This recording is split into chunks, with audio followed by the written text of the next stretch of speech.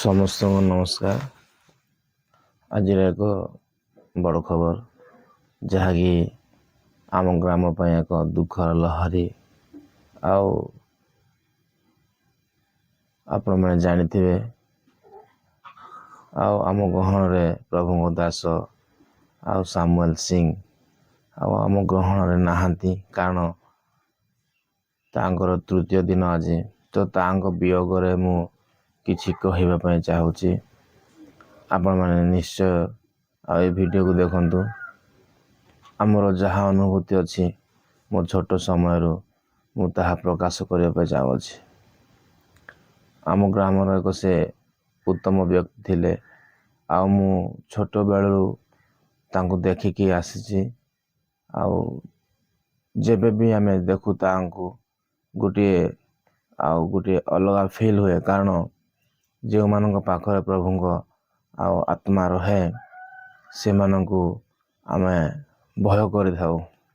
ତ ଏକ୍ଜାକ୍ଟଲି ସେଇମାନେ ଆମ ଗ୍ରାମର ଗୋଟିଏ ଆଉ ପ୍ରଭୁଙ୍କର ଦାସ, ଆଉ ତାଙ୍କ ପାଖରେ ପ୍ରଭୁଙ୍କ ଆତ୍ମା ରହୁଥିଲା, ଯାହାଫଳରେ ସେମାନେ ଅନେକ ରୋଗୀମାନଙ୍କୁ ବି ସୁସ୍ଥ କରୁଥିଲେ।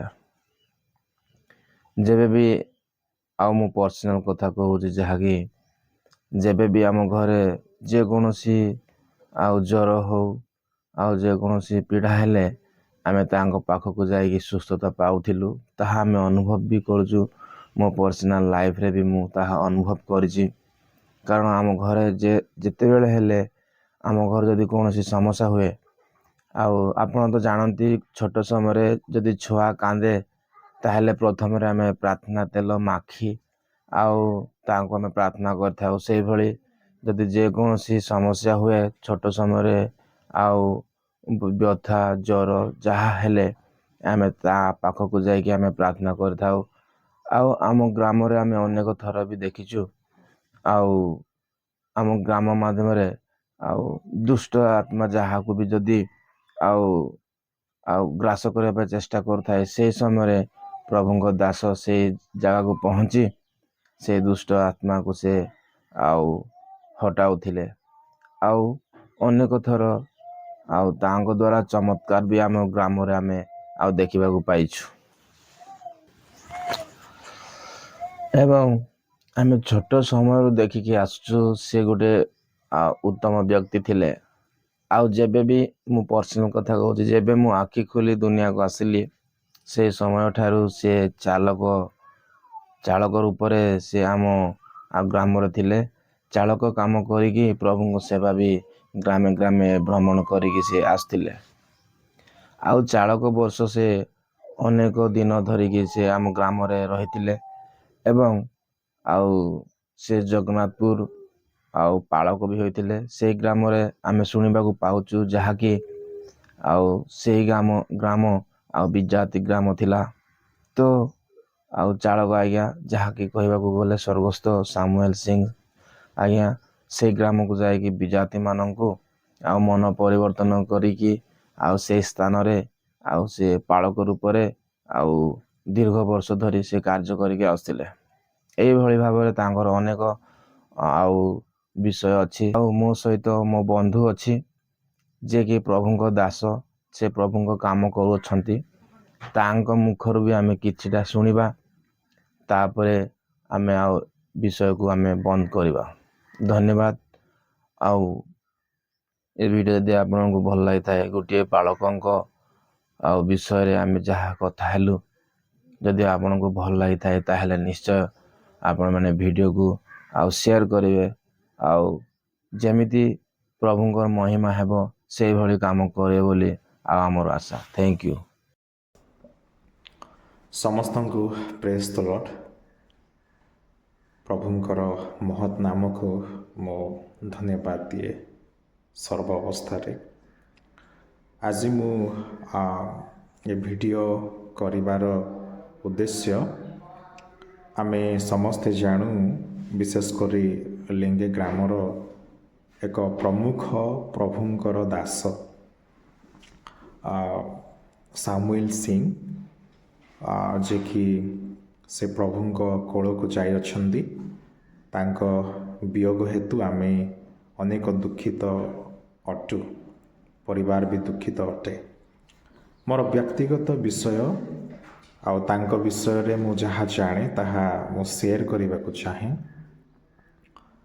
ବିଶେଷ କରି ମୁଁ ଯାହା ଜାଣିଛି, ଦେଖିଛି, ତାଙ୍କ ସହିତ ସମୟ ବିତାଇଛି, ସେସବୁ କେବେ ଭୁଲି ହେବ ନାହିଁ। ଆମେ ଯେତେବେଳେ ଛୋଟ ଥିଲୁ, ପ୍ରଭୁଙ୍କୁ ଜାଣିନଥିଲୁ, ଛୋଟ ବାଲ୍ୟ ଅବସ୍ଥାରୁ ମୁଁ ତାହାଙ୍କୁ ଜାଣେ, କାରଣ ଆମେ ଗୋଟିଏ ଗାଁର ଏବଂ କହିବାକୁ ଗଲେ ସେ ଜଣେ ବହୁତ ବହୁମୂଲ୍ୟ ପ୍ରଭୁଙ୍କ ଦାସ।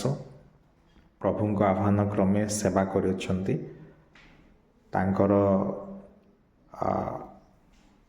ତାଙ୍କର ଯେଉଁ ସମର୍ପଣ ସେବା ନିମନ୍ତେ, ତାଙ୍କର ଯେଉଁ ଆତ୍ମୀୟତା, ଯେଉଁ କମିଟମେଣ୍ଟ ଗୁଡ଼ାକ, ତାହା ବହୁତ ଗାମ୍ଭୀର୍ଯ୍ୟ ଅଟେ। ଆଉ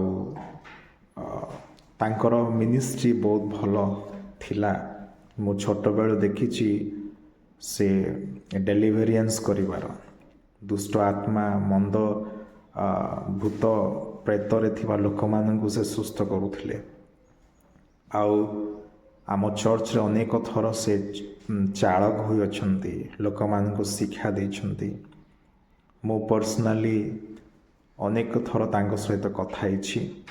ଆମେ ମିଶିକି ହାଉସ୍ ଭିଜିଟିଂ ପ୍ରେୟର ଗୁଡ଼ାକ କରୁ।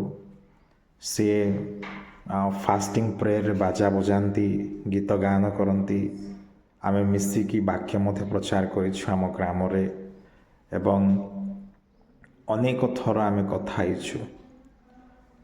ତାପରେ ଚର୍ଚ୍ଚରେ ମୁଁ ଯେତେବେଳେ ଥିବି, ଇଭିନିଂ ପ୍ରେୟରରେ ସେ ଆସିବେ, ବାକ୍ୟ ଦାନ କରିବେ ଏବଂ ତାଙ୍କର ଶିକ୍ଷା ଗୁଡ଼ାକ ଏବେ ବି ମନେ ପଡ଼ୁଛି। ଆଉ ସେ ଗୋଟେ ପ୍ରକୃତ ଈଶ୍ୱରଙ୍କ ଲୋକ, ପ୍ରକୃତ ସେବାକାରୀ, କିନ୍ତୁ ସେ ଆଜି ଆମ ଗହଣରେ ନାହାନ୍ତି। ଏଇ ଯେଉଁ ରିସେଣ୍ଟଲି ମୁଁ ତାଙ୍କ ସହିତ ଏ ଡିସେମ୍ବର ମାସରେ ଖ୍ରୀଷ୍ଟମାସ ସିଜନରେ ମୁଁ ଯେତେବେଳେ ଗାଁରେ ଥିଲି, ମୁଁ ତାଙ୍କ ସହିତ ମିଶି କଥା ହେବାର ଏବଂ ତାଙ୍କ ସହିତ ଅନେକ ସହଭାଗିତା ଥିଲା। ଯଦି ଆମେ ରୋଡ଼ ସାଇଡ଼ରେ କିମ୍ବା ଅନ୍ୟାନ୍ୟ ସ୍ଥାନରେ ବସୁ, ତେବେ ସେ ମୋ ସହିତ କଥା ହେବ। ମୋତେ ସେ ବ୍ୟକ୍ତିଗତ ଭାବରେ ମୋର ବିଷୟକୁ ପଚାରିବ, କେମିତି ଅଛ ବାବୁ, କ'ଣ କରୁଛ, କେଉଁଠି ରହୁଛ। ଆଉ ମୁଁ ଗୋଟିଏ ବିଷୟ ଦେଖିଛି ଯେ ସେ ସବୁବେଳେ ତାଙ୍କ ପିଣ୍ଡାରେ ବସି, ଦାଣ୍ଡରେ ବସି ସବୁବେଳେ ସେ ବାଇବେଲକୁ ଅଧ୍ୟୟନ କରିବାର, ସେ ବାଇବେଲକୁ ଅଧ୍ୟୟନ କରିବ, ପ୍ରାର୍ଥନା କରିବ ଏବଂ ମୁଁ ଜାଣିବାରେ ସେ ଗୋଟେ ଆଦର୍ଶମୟ ପିତା, ଗୋଟେ ମେଣ୍ଟର, ଆମର ମେଣ୍ଟର। ସେ ଆଦ୍ୟରୁ ସେ ସେବା କରିକି ଆସିଛନ୍ତି, ଆରମ୍ଭରୁ।